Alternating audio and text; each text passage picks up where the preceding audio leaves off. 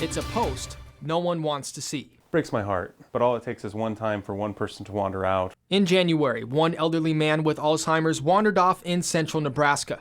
Endangered alerts were sent out, but he was later found deceased. It's more common than people would think. It is one of the biggest risk factors that people suffering from Alzheimer's disease have. Why those with Alzheimer's wander off is something that isn't clear.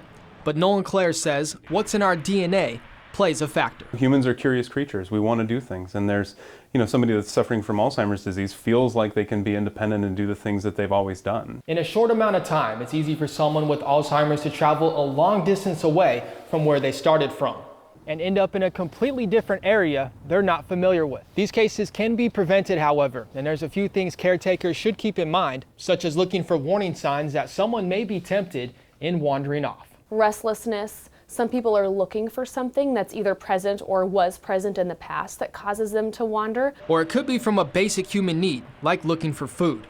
But being proactive is key to prevent wandering. Talking with a doctor regularly or taking away car keys if that person is a safety concern. Having those conversations earlier and making safety a priority before it's a problem is really the best thing that we can do. And if someone does wander off, contact 911 first.